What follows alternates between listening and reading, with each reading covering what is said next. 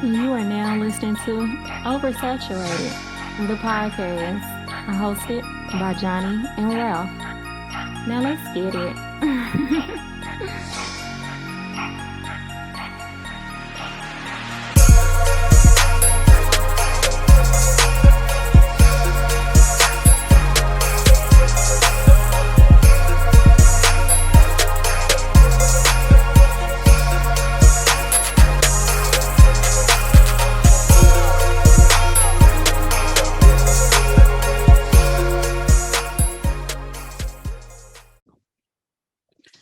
Welcome to another episode of Oversaturated, the podcast, where we discuss music, movies, pop culture, and everything in between. I'm Johnny. And I'm Ralph.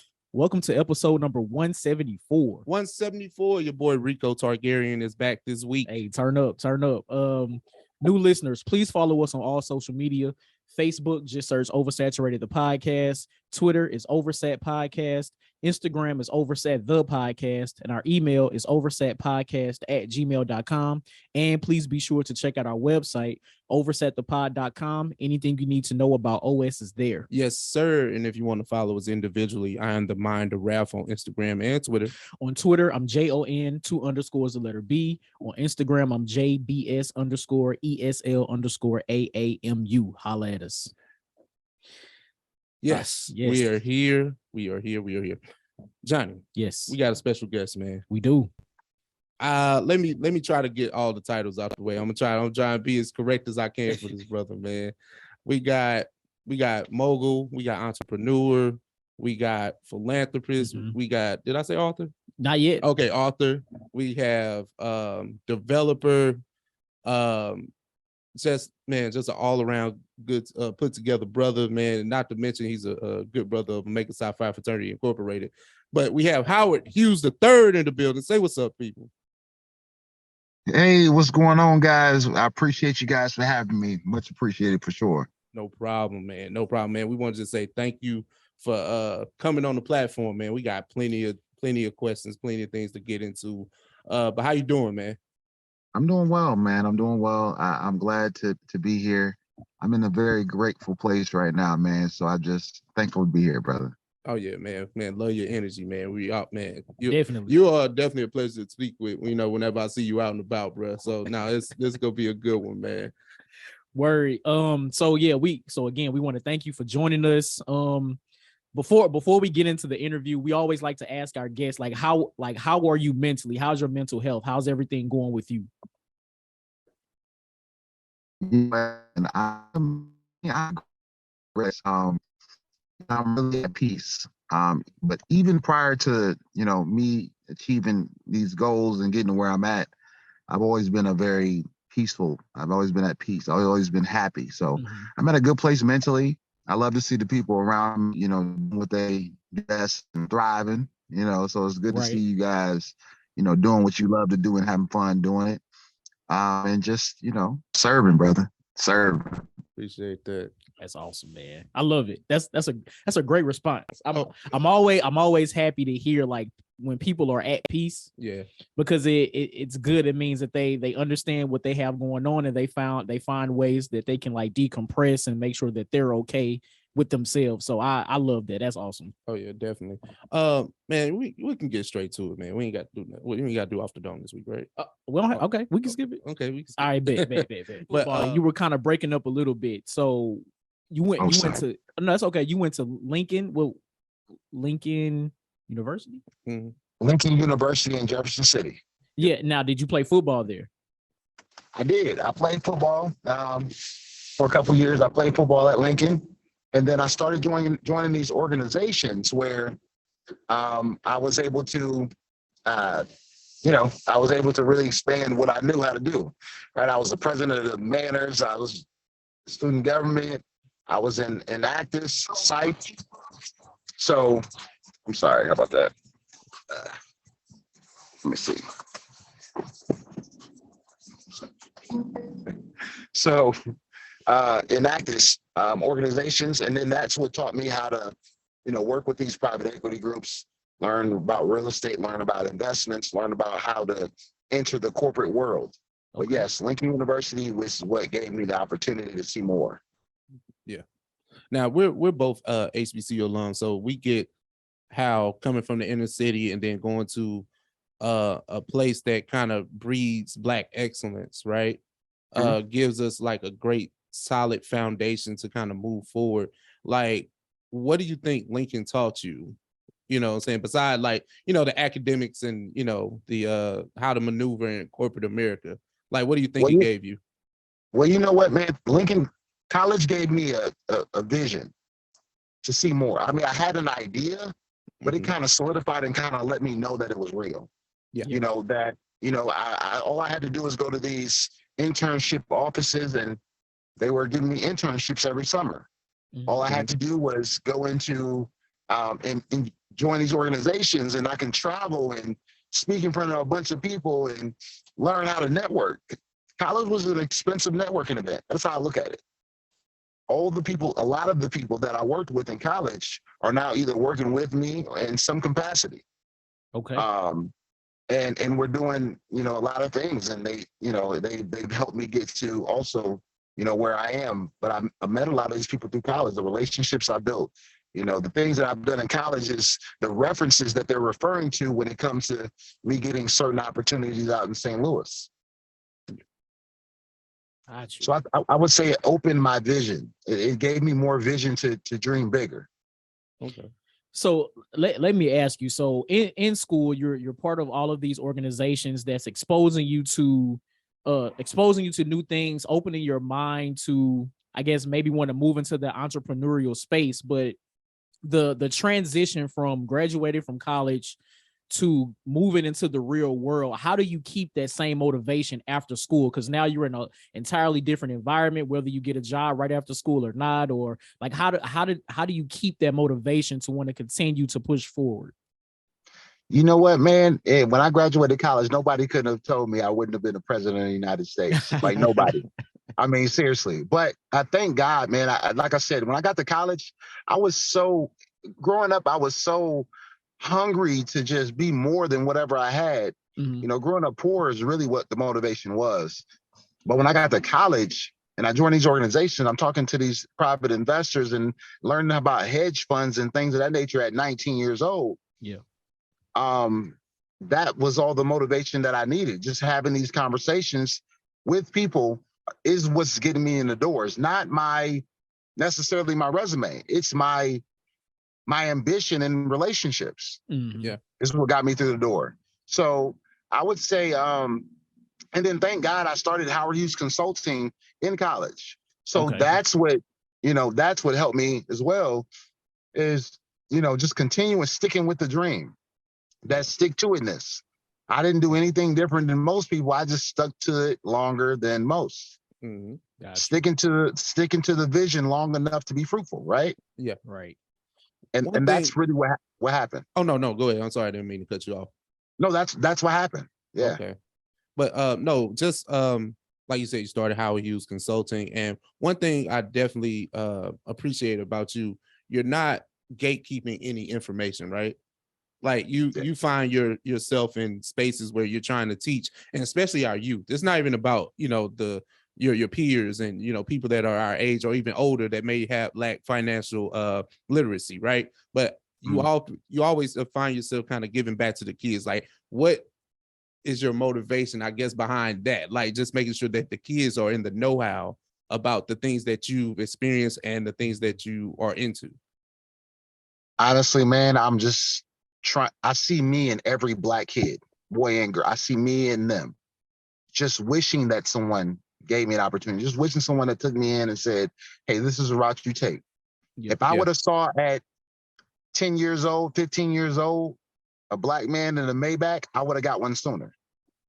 Gotcha. Simple as that. So me seeing myself in the youth, and, you know, they're our future.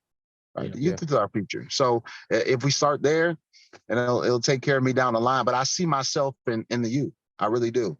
And I just try to be everything that I wish I had. Yeah. Honestly. I like that. And I can connect with that because same here. Like Ralph said, we're from East St. Louis. I played tennis in high school. Never thought about playing tennis, and me and my best friend, we decided to do it just on the whim, right? And I've been playing ever since. So now I'm part of an organization, East St. Louis Community Tennis Association, where we give out lessons to youth and adults during the spring and summer, and we're working to get winter sessions going as well. But I see myself in these kids too, and maybe if they get exposed to tennis at an earlier age, maybe that's something that they want to pursue. Volleyball, basketball, football, those are all great sports, but there are other sports that we can get into and dominate if we really practice and stick to it and things like that. So I can definitely connect with that. So that's what's up, man. That's awesome. Yeah. I love that, man. And that's really my motivation out of everything that I do.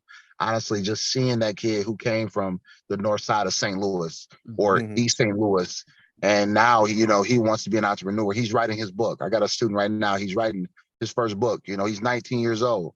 And he just wants to be an author, all because he saw the process I went through to write my first book.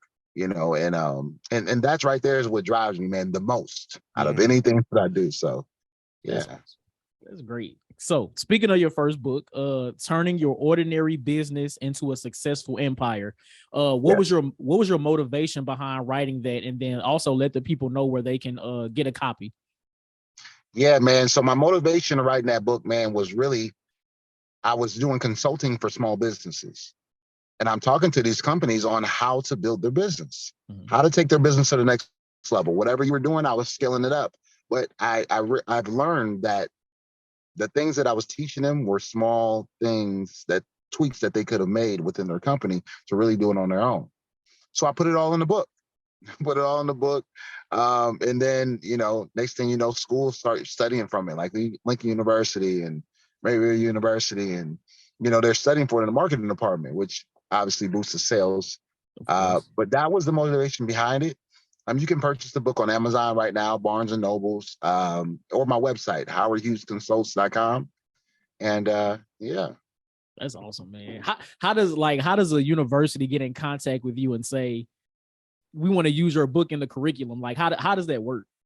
You know what, man? It really was foot to door. So I actually went out and knocked on those doors. Okay. Had those relationships, had those conversations. So it was nothing that just came. I actually went to Lincoln University, the dean of students, Dr. Burgess, and said, hey, listen, what will it take read this book, tell me your thoughts.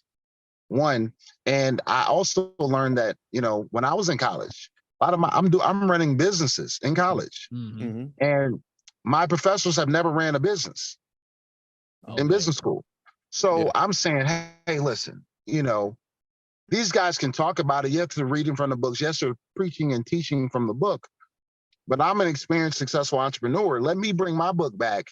These is what they need to learn. This is a true business plan. Right. When you do business plans for the business department, when you're in school, this is what a real business plan looks like. It should be an actual blueprint instead of just a generic breakdown of marketing and how you're going to use your strengths and weaknesses, et cetera, et cetera. Let me show you from my experience what a business plan looks like and what major things you need to know in order to scale a business and be an entrepreneur. Got you. No, man. Yeah. I one thing we both take great pride in is that we're resident. Well, our hometown is East St. Louis, Illinois, right? Grew up there, went to high school there, even still have family members that live there, that even though we may not necessarily live within the city limits anymore, right?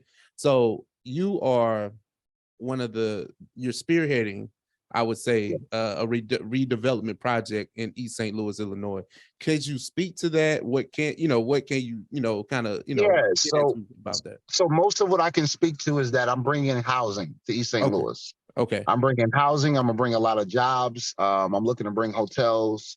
I'm looking to revitalize East St. Louis. In some capacity, I'm looking to partner with the city.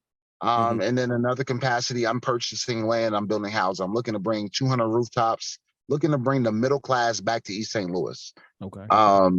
And that's the game plan. So we should make some major progress here soon, in the next 6 months of developing, digging what we're planning to do really, really soon, next 6 months. So you guys should see some major progress in East St. Louis soon.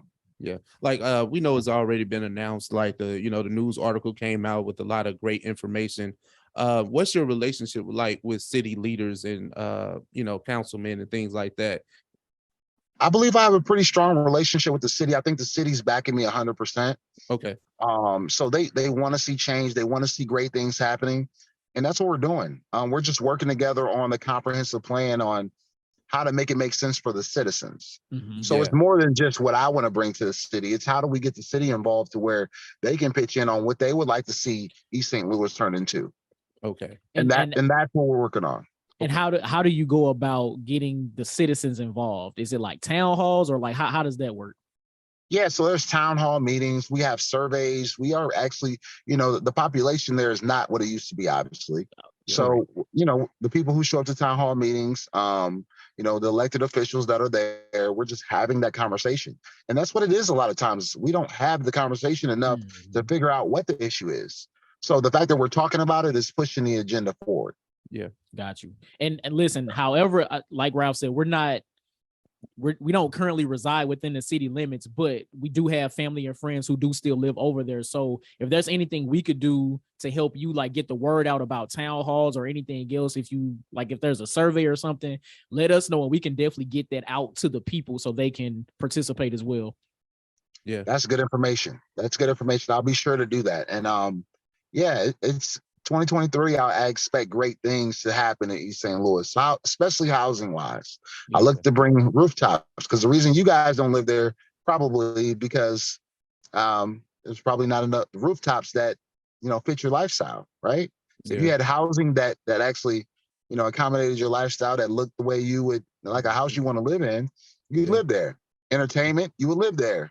Right. The amenities, the grocery stores and things like that. Like those are it's the lack of resources, right? Because I know what East St. Louis is. It's a food desert, right? Yeah. Like, but I have elderly people that I have to kind of look after when they don't have access to these things. So, a lot of this, comes from like a personal place. And when we at least when I ask these questions, I won't speak for my co-hosts.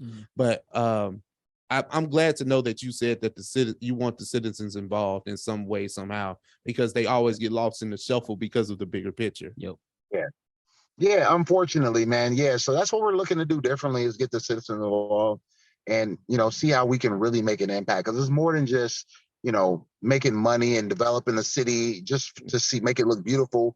And we're not trying to gentrify to the point to where, we're pushing out the African-American race. We're actually looking to build on top of that Black thriving businesses. We're looking to have Black developers in there developing the city, people from the city developing the city. So it's bringing a lot of job opportunities. I mean, thousands of job opportunities. So, we definitely need the city support in order to really push this to where it needs to be. Absolutely. I love it, man. That's awesome. Let's get into a little bit about your foundation, the Howard Hughes Foundation. Tell the people what the mission of the foundation is and a little bit about what you guys do. And so Howard Hughes Foundation is really about how we can improve economic development through Black empowerment through the youth. So what we look to do is educate. We find trades. We find a group of kids. We look to educate them on trades, look and stop the violence. We actually feed them their households. We do a lot of food giveaways, teach them about charity, teach them how to give back, teach them about what a nonprofit is and why do we have one in place? Entrepreneurship. So I'm looking to develop a youth center, full court basketball court, daycare facility, food, where we can teach them about plumbing, construction, speaking halls to where if I want to, give announcements to the youth, they can come in and hear that. Not quite like a Boys and Girls Club, but something similar, So that's what it's about, man. So what we try to do is give back. We work out, we get on mastermind calls on how we can achieve our goals. So I have about 100 kids that's the part of the program right now. And man, we're just looking to just make an impact through our youth. That's great. How do youth get involved? Like, is there an application process or can they sign up somewhere? Yeah, they can sign up through the website, howardhughesconsults.com. They can sign up through the website or reach out if you're in an area or you want to be a part of the organization. you can reach out to the website, but that's generally how we do it. Got you. And you guys operate. Oh, go ahead. I'm sorry. Yeah, we'll be reaching out to more kids once our facility gets up. Right now, we kind of meet at different places. I might meet, a group of them at a gym, or a group of them at a hall, or things of that nature. So we're looking to develop our center, and once our center's developed, then we'll have a major place for all the kids to come every single day, eat, and enjoy, and just learn. Got you. And you guys operate out of St. Louis, correct? Yep, out of St. Louis. Yep. Got you. Now you have set up plenty of roots here, like you said, like the foundation, the real estate development and things of that nature. What have you tried to contribute anything to your hometown, like anything going on there that you may be a part of? You know what? In my hometown, I do annual giveaways. I do annual backpack giveaways, get the kids haircuts. I might do 3-point contests. I might do, I do quite a bit of things there. My hometown, there's a lot of people in my hometown that grew up where I grew up, that's that are my peers that are doing the same thing. So, during the summers, or what, you can never have too much, but during the summers, we'll all be having events and things going on back to back. And it's good. It's great. We have a lot of pretty successful people that get back to the city. So I really appreciate that about, Kalamazoo for sure. Looking to do more in the future Right now, my main focus is developing St. Louis, East St. Louis area. So yeah. Got you. For going back to our earlier conversation about your self-running businesses in college, right? So even when we were in college at Alabama A&M, there were a lot of different people running different businesses as well. So, and I'm sure that's still a constant thing today, especially now with like social media, e-commerce, and things like that. So what advice would you give to current college students who are running their own businesses, maybe a barbershop or, whatever it is? Well, what advice would you give to them? Well, main thing would be stick to it. You got to stick to it. Even when it's difficult, stick to it and maximizing your resources. So I went through trying times to where I felt like, man, maybe I need to just go to corporate America and just figure this thing out, because this is hard. It's going to be hard. It's difficult. You're going to have days. Absolutely. You're going to have the days when it's hardest to pray, you need to pray the hardest, right? Yeah. So just sticking to it, man. I'm telling you, that's the only advice really I would give. It's just don't give up. You're learning through that. The only time you face difficulty is when you need skills through that difficulty to develop you for the next stage. Yeah. You're learning something in that difficulty place. You're gaining some tools to that tool belt. You're getting something from that. So stick to it and try to grow through everything you're going through. Try to grow through it. Find out what you're gaining from this. Be optimistic about the positive things that you're getting from that difficult place, because it's not happening for no reason. Exactly. Yeah. The growth definitely comes from the pain that you endure from trials and tribulations. So definitely. Yeah. But we got to talk about this and not be remiss, right? You mentioned Maybach early in the episode.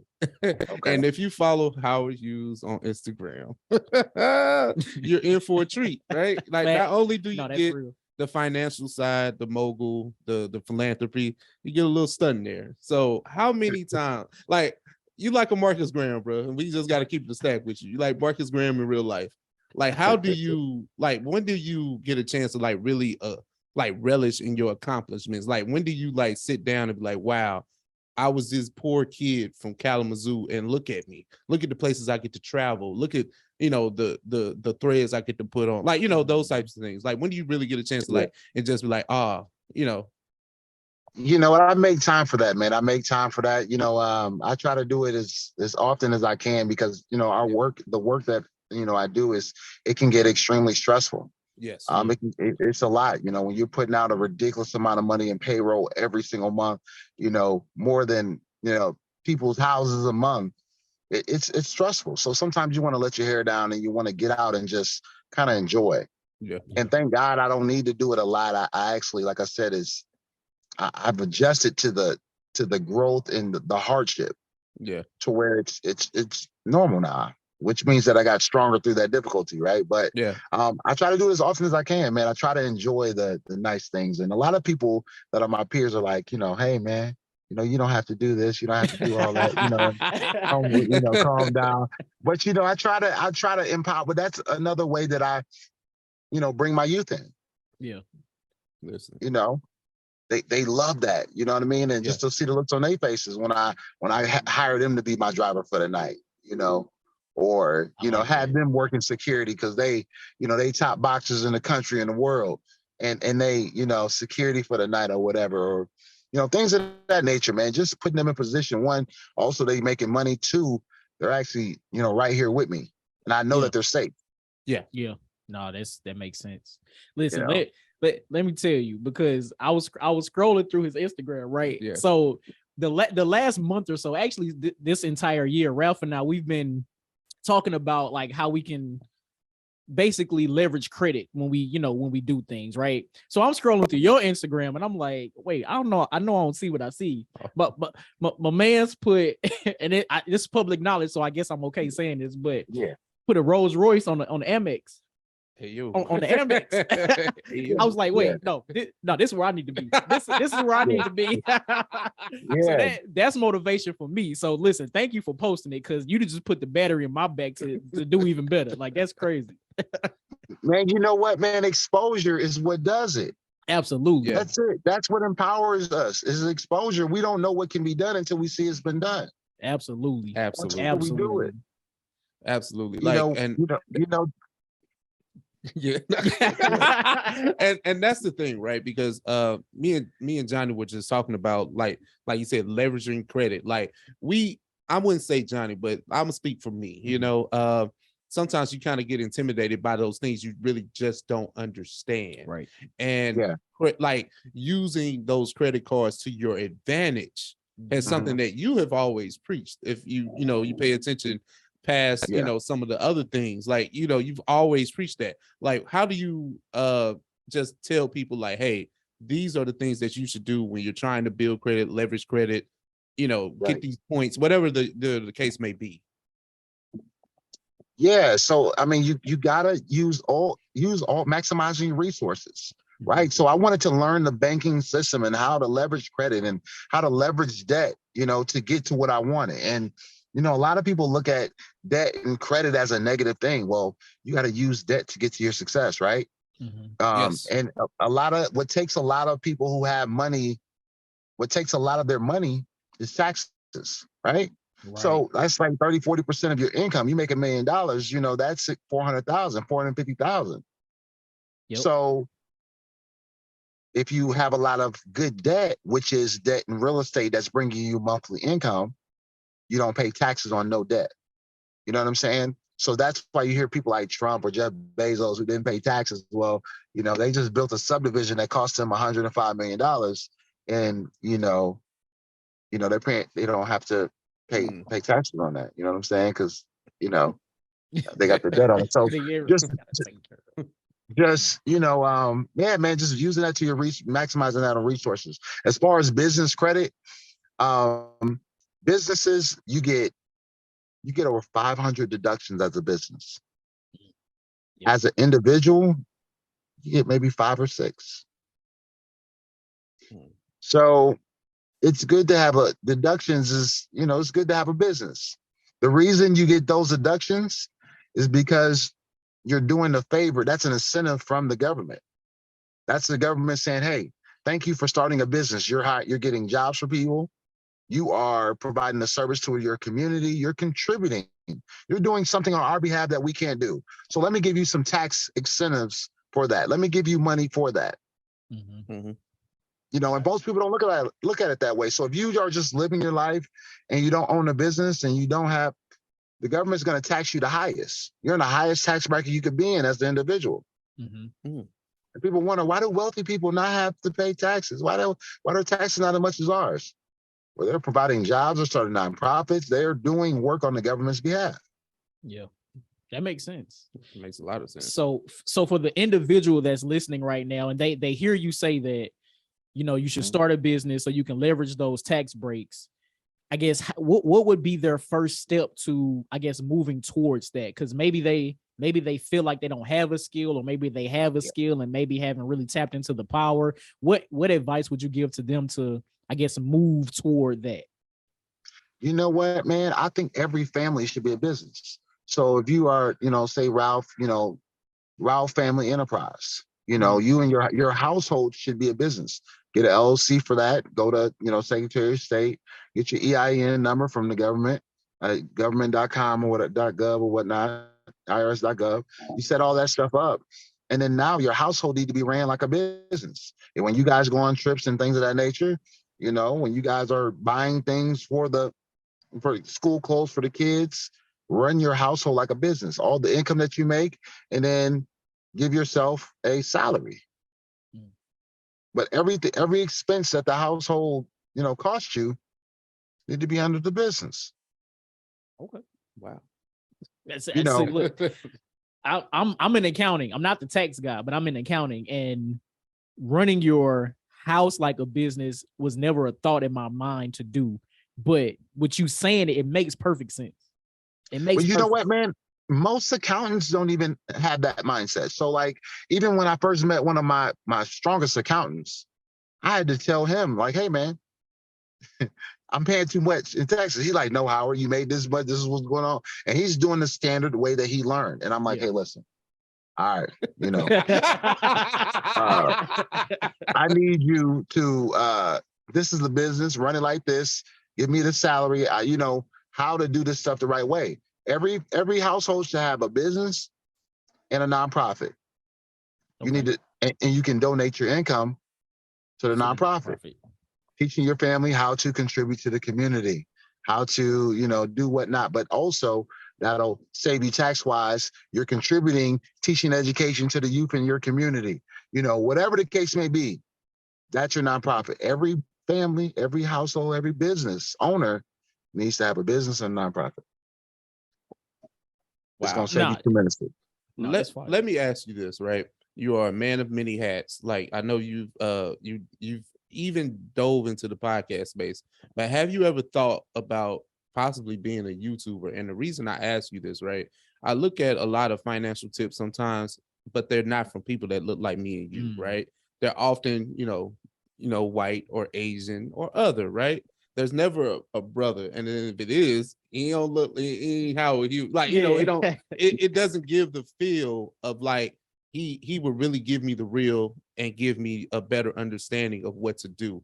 And I know YouTube can be very profitable, but the thing is, it's just hard kind of getting off the ground. But it is another business, right? Another stream of income. I'm just wondering if you've ever thought about that. I certainly have, man. I think about that quite often, actually. I just, it's just timing. That's a full-time job. Yes. And I could, have these conversations weekly and talk about it as just like a show. But right now, man, if I have maybe 15 different developments going on right now. 15. I'm developing over 1,000 acres right now. Across the United States. So I have a full plate, is what I'm saying. So I think I'll dive into it when things slow down. I'll probably dive into it and just kind of put it all out there. But yeah, right now I'm so hungry for all the things that are getting ready to take off and is taking off and doing what it's supposed to do now.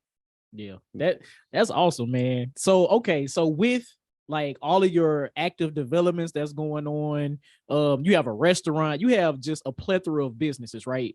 How does Howard Hughes decompress? Like, what do you do to say, you know what, I need to take a weekend or something, I need to chill? Like, what do you do? How do you keep yourself from going crazy? You know what, man, I'm gonna be honest with you. You know what, when I first started I got into business consulting, I partnered with a lady, an Asian lady, where I was owning these nail salons, and I was buying nail salons because I had a system, and I was picking on everything that the employees did wrong. I was like, hey, she did this, she stole money, she did this and she did that. And she told me the best advice ever. Because I was a stickler. Like, nah, ain't nobody stealing from me. I'm running it like, nah, I saw that. I'm coming to get you in a minute. I'm checking everybody that's playing with me, right? Yeah. And she said, Howard, she was about 70 years old. She said, you got to keep one eye open and one eye closed when you're running a business. She said, people going to steal from you, Howard. She said, people going to do that. But you got to think, do you want to go through that process of, firing them and hiring somebody else and then, writing a complaint on them and losing money during those days that she's gone and yada, yada, yada? Or do you want to be like, okay, she stole $50 worth of stuff, but guess what? I am making money doing my other companies and I don't have to be there. Is the theft worth, because if you hire her, you got to be here every day and you're going to lose all the other money. You're working at the other business. Yeah.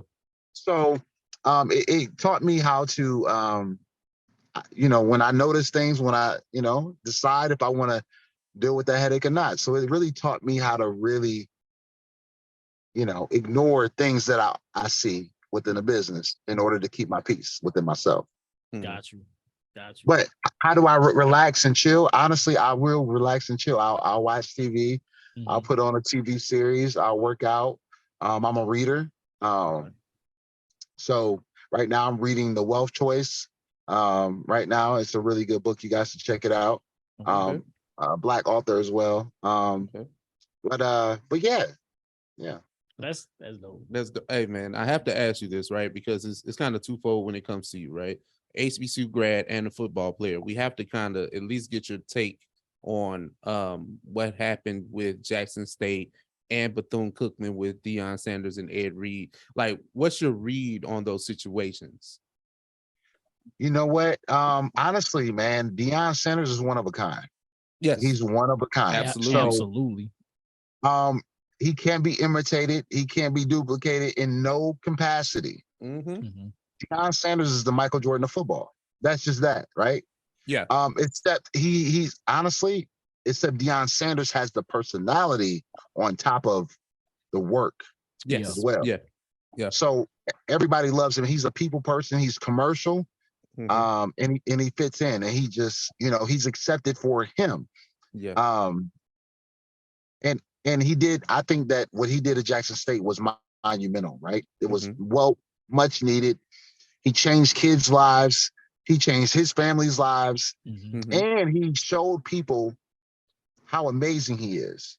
Yeah. In regards to getting things done, he's an executioner. He gets things done. He gets the results. Exactly. He has outstanding relationships to where if he can't figure something out, someone in his circle can get it done. Yeah. And so as far as Ed Bethune-Cookman, I think Ed Reed had a great idea. I think, I think Ed Reed could have done some amazing things at Bethune-Cookman. I think if Bethune-Cookman would have ignored the hostility and, the frustration of Ed Reed, that, they could have went further. But, Ed Reed, he's not as commercial. Ed Reed's going to say what he wants to say. Right. Ed Reed's not commercially fit like Deion Sanders is. That's right. And that's just the world of professionalism. Right. Yeah. As much as you don't like it, right, you're gonna get shunned if you're not very commercial. Yeah. If you're not very censored. Yeah. Professional, corporate America professionals do not like individuals who they feel like they can't control in no way. Yeah. Oh, of course. Absolutely. They have a saying is, knowing when to shut the F up, right? They don't feel like, Ed Reed know when to shut the F up. Right. Because clearly he didn't. Deion Sanders knows how to shut the F up when it's time to. He gonna say what he want to say, but he knows when to shut the F up. Think about Lil Boosie, right? Everybody love Boosie. Everybody love Boosie, right? Yeah. All of us love Boosie. We let Boosie get away with so much stuff, right? Yep. Yeah. But Boosie has a cap on his commercial ability because he can't be controlled. Yeah. He doesn't have a censor, I'll say. Yeah. He doesn't have a censor. Hey, you make Boosie mad right now, it's gonna be a problem. Let me tell you something. Like, we on live real It's quick. going up. The whole world gonna know about it. I'm surprised Boosie hasn't found Twitch yet. If he got on Twitch, he'll probably be banned within the day. Never mind. Yeah, like Boosie, because Boosie has no censor because he's straight from the streets and he's not deviating from that. You can't cancel him. Yeah, he can say whatever he wants. Now, when you get into that commercial place, you can get canceled.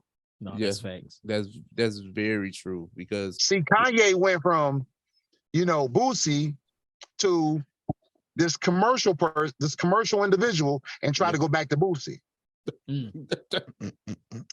Oh, we about to take all. You played us, didn't you? Oh, you thought you played us, right? Don't worry about it. We finna snatch all that back. We finna, gone in a drop of a dime. Out of here.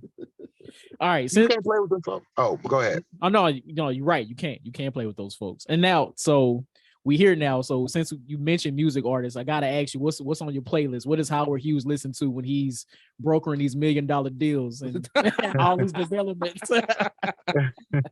It's funny, man. I listen to Boosie a lot. I listen to old Boosie. I'm a Boosie fan, a Boosie head. I love Boosie. I'm a huge Jay-Z fan. Okay. I'm a huge Jay-Z fan. I'm a big Jay-Z fan. I'm a Reasonable Doubt, Blueprint, Black Album guy. So I mean, I can put that on all day. Why you not at the Rock Nation brunch? You know what? Hey, you know what? Whenever I get that invite, I'll be there for sure. Hey man, but I haven't just pull up. Just pull up. Man, right. They'll let you in, bro. No, wait. Really, all they got to do is let me know the location. I'll pull up. Big fan. Word. Hey man, just as fly as the rest of them too. You know what I'm saying? Oh, of course. Hey man, we know Howard Hughes is a eligible bachelor out here in these streets. How many women to hit you up for Beyonce tickets, fam? We got to know how many. How many want them tickets, man? You know what? Women don't approach me like that, man.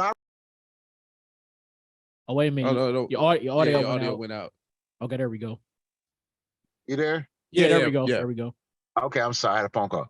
But no, man, I run into really good women, man. I don't have women that call me and on that tip or not, but yeah. But I heard people selling their house for Beyonce tickets. I heard. That's wild. I heard it too. That listen, I definitely not selling no house. I might give up a kidney or something, but I ain't. No, I'm just. This is wild, man. That's a joke, but no, man. Let's see what else. What else? You got something else? No, man. I think we covered pretty much, all the bases of definitely everything we want to ask you. Right. Good. No, that's all the questions I had on my list. I don't know. I definitely want to thank you for just hopping on, talking knowledge with us, giving advice to the listeners. So my last question, because I'm watching you here on Zoom. I see you got your nice overcoat on. I think you got a suit and tie on under here. You got a nice fedora. It's fly. I like all of this. Where do you shop to get your garments? You know what, man? I know. I just can't go in there. I'm a variety of places. I'm gonna be honest with you, man. I'm a variety of places. I'll go to Dillard's one day. I'll be at Marshall's one day. Talk about the other stores you go to. Yeah. Talk about the other stores. Let's talk about Nordstrom. Let's talk about not Nordstrom Rack either. Nordstrom. Yeah. No, I go to Nordstrom for sure. Wherever I see nice things, man. If I see something nice and it fits right, I'll pick it up. You gotta love a man that has balance, man. That's awesome. Yeah, I don't think nothing's better than them t-shirts I get from Marshall. I'm gonna be honest. Listen, the packs. Yeah, straight out the pack. Big man, what for real? Summer coming up too. It's going down. Right. Throw one of them on, man. I'm good. Yeah, and sir. But nah, that's it, man. I appreciate you guys. This was fun. Oh no, man, we had a dope conversation, man. Can you please let the people know where they can find you, what you're into, your social medias, your website? Can you just plug that real quick? Good, man. Yeah, HowardHughesConsults.com is my website. You can reach out, consultations, one-on-one, or just kind of review me, who I am, what I do. I also have at the real Howard Hughes on Instagram. Facebook is Howard Hughes III. TikTok is at the real Howard Hughes. So podcast on Spotify, HMH Motivation. Okay. So yeah, just check me out, and I'm easily accessible. So Awesome. Yeah. Listen, you have an open invitation to come back on OS whenever you feel like it. Just hit us up. Let us know. You are now officially OS gang. Yes, sir. We got to send you a All t-shirt right. when we get the new merch in. I can't wait to put it on. Yeah, man. I think that's anything. Oh yeah, we're good here, man. Cool. Well, again, Howard Hughes III, thank you so much. We appreciate you. We appreciate your time, and we'll definitely be in touch, man. All right, brothers. Y'all take care, man. Thank you. All right. All right. Rule. Bro. Rule. Now with that, it's episode 174, baby. No, that was dope. Yeah, man. 174, man. We had that was I hope you guys enjoyed that, man. It was fun for us. Most definitely. And with that, that's episode 174. 174. We out. Chill. Peace. You are now listening to Oversaturated, the podcast hosted by Johnnie and Ralph. Now let's get it.